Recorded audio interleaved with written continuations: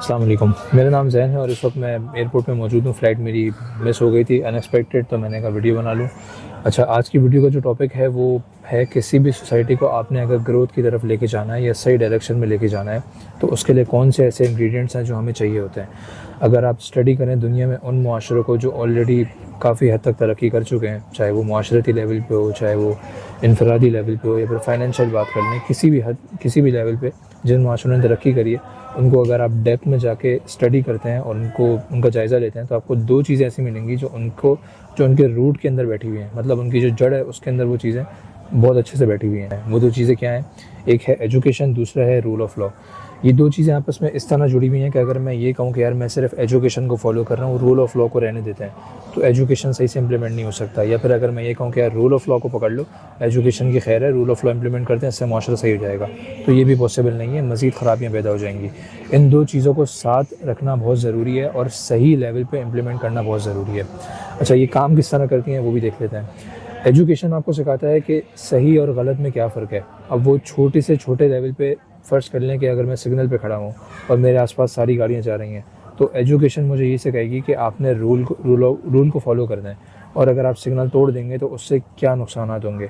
आपके सिग्नल तोड़ने से किसी और का हक मारा जाएगा, उसकी वजह से किसी और का हक मारा जाएगा, तो उससे एक कंपाउंड इफ़ेक्ट क्या जनरेट होगा। ये चीज़ें आपको एजुकेशन सिखाता है। या फिर अगर बड़े से बड़े लेवल पे बात कर लें, अगर मुझे अपनी कौम के लिए कोई फ़ैसला करना है तो मेरे पास एजुकेशन का होना बहुत ज़रूरी है कि मैं उसको फोर्स ही कर सकूँ कि मेरा ये फ़ैसला आगे जाके किस तरह से इफ़ेक्ट करेगा, ना सिर्फ मुझे बल्कि पूरे मुआशरे को। तो ये चीज़ देखना बहुत ज़रूरी है। अच्छा, रूल ऑफ लॉ क्या करता है? एजुकेशन हमेशा सही इम्प्लीमेंट नहीं हो सकता। फ़र्ज़ कर लें कि मुआशरे के अंदर 10 अफराद हैं, अब उसमें से 8 अफराद मुआशरे से लॉयल हैं। अब वो कहते हैं कि यार हमें मुआशरे की तरक्की के लिए, मुआशरे की बेहतरी के लिए हर काम करने पे हम तैयार हैं। लेकिन 2 लोग ऐसे होंगे जो क्रिमिनल माइंडेड होंगे और जिनको करप्शन की आदत होगी, या वो किसी लेवल पे करप्शन की तरफ इंक्लाइंड होंगे। उनको डील करने के लिए रूल ऑफ लॉ ज़रूरी है। दुनिया भर में अगर आप देखें, जो लॉज बनते हैं वो कोई लॉ अबाइडिंग सिटीजन्स के लिए नहीं बनते हैं, वो उन लोगों के लिए बनते हैं जो किसी तरह से लूप होल्स ढूंढने की कोशिश करते हैं और लॉ को बाईपास करने की कोशिश करते हैं। रूल ऑफ लॉ होता ही उनसे डील करने के लिए। अच्छा, अब अगर हम इन दो चीज़ों को मद्देनज़र रख के अपनी सोसाइटी का जायज़ा लें तो हमें नज़र आएगा कि हम सोसाइटी में जिन चीज़ों पे फोकस करते हैं वो ऊपर की चीज़ें हैं। ये जो पूरा एक चलता हुआ आता है ना मुआशरा, पूरा जो उसका स्ट्रक्चर है वो एक स्पेनिंग ट्री की तरह है।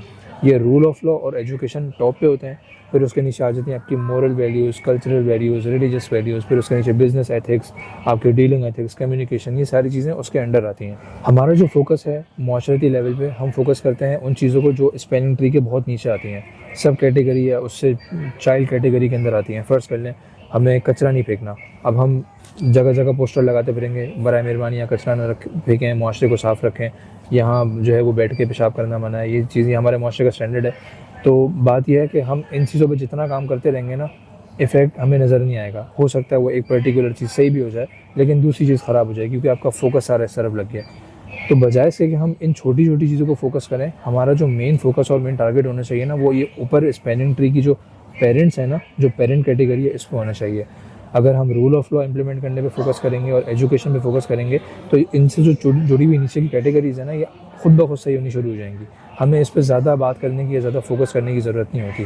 काम हर किसी पे करना है, मैं उसको डिनाई नहीं कर रहा, लेकिन बात यह है कि अगर आप नीचे की चीज़ों को पकड़ेंगे तो आप इसी में कभी इधर होते रहेंगे, आप पूरे मुआशरे को एक बेहतर डायरेक्शन में लेके नहीं जा सकते। जबकि अगर आप इन दो चीज़ों पे फोकस कर लेंगे, एजुकेशन पे और रूल ऑफ लॉ के ऊपर, तो हर मुआशरे के फ़र्द को पता होगा कि यार मैंने ये काम करना है और ये काम नहीं करना। अगर मैं गलत का साथ दूंगा तो मुझे ये कॉन्सिक्वेंसेस बेयर करने पड़ेंगे जो कि रूल ऑफ लॉ से रिलेटेड है, और सही और गलत की तमीज़ उसको एजुकेशन सिखाएगी। तो ये दो चीज़ें किसी भी मुआशरे को उठाने के लिए और उसकी तरक्की के लिए इंतहाई ज़रूरी हैं। ये ऐसे हैं कि इसके अलावा कोई तीसरी चीज़ भी नहीं है। अगर आप ये कहें ना कि यार एजुकेशन हो गया, रूल ऑफ लॉ हो गया, तीसरी ऐसी क्या चीज़ है, तो आपको कोई भी नहीं मिलेगी। बहुत सारी चीज़ें मिलेंगी लेकिन वो कहीं ना कहीं इसके अंडर आती होंगी। तो बेस के ऊपर ये दो चीज़ें हैं, हम अगर इनको पकड़ लेंगे तो ना सिर्फ हम इनफरादी तौर पर तरक्की कर सकते हैं, बल्कि जो हमारा एक और है, जो माशरे में जो लोग हमसे जुड़े हुए हैं, उन तक भी बेहतरी किसी ना किसी लेवल पे होगी और कोई ना कोई हमें पॉजिटिव इसके एस्पेक्ट और इसके रिजल्ट्स इंशाल्लाह मिलेंगे। उम्मीद है आज जो मैंने बातें करी हैं वो आपको किसी लेवल पे सोचने पे मजबूर ज़रूर करेंगी और आपको बहुत सारी चीज़ें नज़र भी आएंगी जब आप इस चीज़ को मद्देनज़र रख के सोचेंगे। और आज के लिए इतना ही। इंशाल्लाह फिर आपसे नेक्स्ट वीडियो मुलाकात होती है। Thank you so much for watching. Stay connected. अल्लाह हाफ़िज़।